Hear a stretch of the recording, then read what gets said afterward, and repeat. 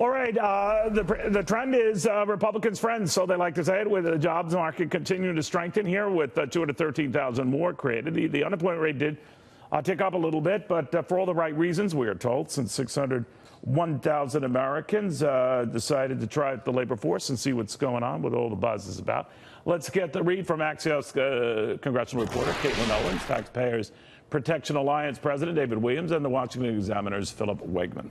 Philip, what do you make of what's going on here? Because the Republicans are saying whatever you make of the crazy vagaries on trade and the back and forth and the nastiness, something they are very optimistic will work out.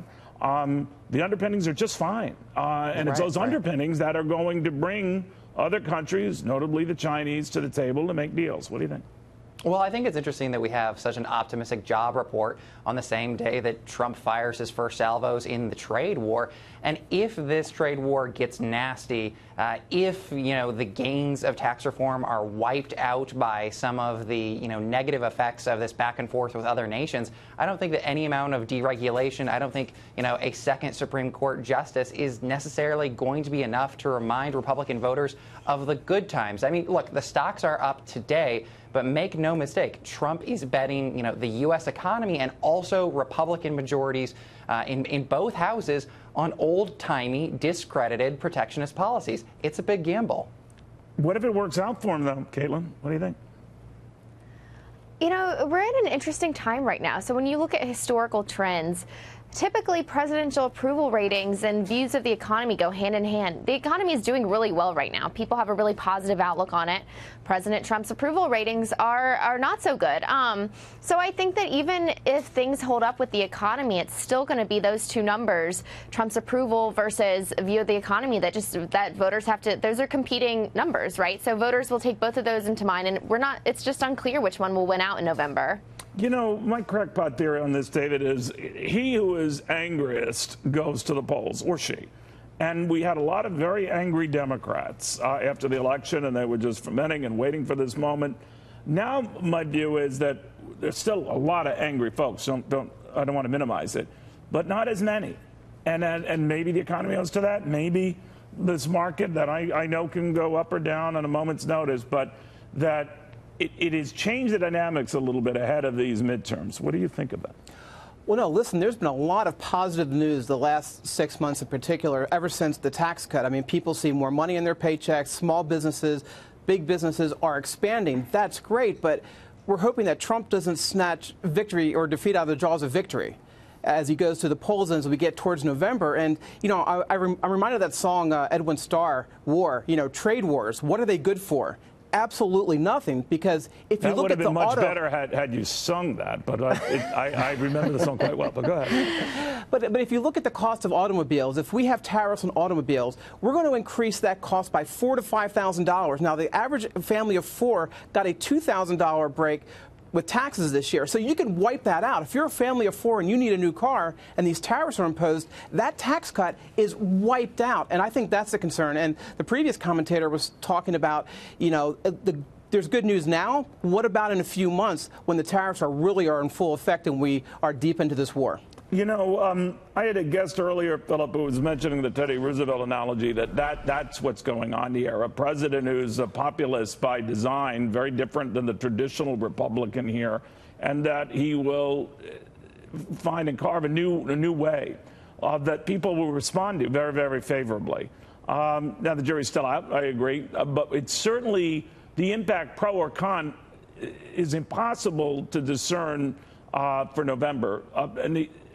I don't know if we would know in November. So all things being equal, as they are now, with no trade repercussions, especially if this dragged out that long, I don't know if the impact would affect the equation in November. Having said that, then, what do you envision? What do you think is going to happen in November? Well, all things being equal, I think that they should remain equal. I don't think that we should embark on this trade war, because right now, if you're an incumbent Republican, you can go back to your district, and if the trade war isn't going on right now, you look downright magical. Growth is approaching 3%. Like you said earlier in the segment, unemployment is ticking up almost, 4%, but that's good because you have more people entering the market force looking for a job. And in some states like Iowa, they're actually approaching full employment. This is completely completely night and day from what we saw during the Obama administration, which is why it's so interesting that, Trump is willing to move forward with this trade war. It's a big gamble, and, if he can pull it off, maybe he'll end up looking like Teddy Roosevelt. Maybe some historians will go back and make that comparison. But right now, I'm worried about the effects of, these tariffs in light of the past tariffs that we saw. Smoot-Hawley is infamous because it had a horrible impact on our economy. No, no one has won a trade war yet. The history of trade war, you're quite right about that. Caitlin, I'm wondering, though, of whether Republicans looking at this, they're all calling for the president to help them out and speak on their behalf, attend rallies on their behalf. That's a big cry, a very different cry from a year ago when they kept their distance. So how instrumental will he be, this trade war notwithstanding, where they tend to, right now, his base at least, tends to be giving him the benefit of the doubt? How do you think they'll be going forward? Well, Neil, what you got to remember is the House and the Senate are very different beasts. The Senate races, these Republicans who are running to unseat Democrats in red states that voted for Trump, they love Trump. They want him to be in their state. They want him to be saying, John Tester, Claire McCaskill, you're not for Trump. Thus, the base turns out to vote for the Republican opponent.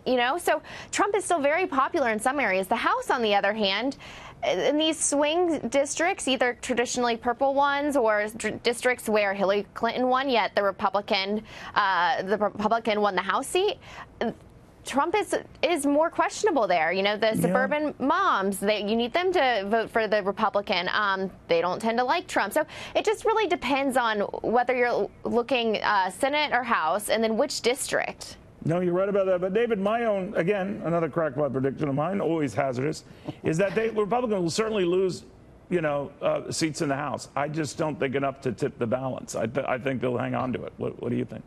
Well, and don't underestimate the populist appeal of these tariffs, because we're getting at TPA a lot of comments from our members saying that these tariffs are good. Now, we disagree with our own members, but there's a lot of populist appeal to these tariffs, and I think November is not going to be... Until they feel it, right? Until then they feel it, right? That's right. When the dishwashers are more expensive, when the cars are more expensive, and electronics, like you talked about, when they're more expensive, then they'll start complaining, but it's a very populist thing. So, Neil, there's a difference between Trump and the Republicans, because Republicans are pushing back hard on this in both the House and the Senate. So this is not a universal thing, and Bernie Sanders is pushing back on these tariffs. I mean, what kind of world do we live in when Bernie Sanders is now to the right of the president? So a lot of strange things happening this summer. All right, we'll watch it closely. Guys, I want to thank you all very, very much. Have a safe weekend.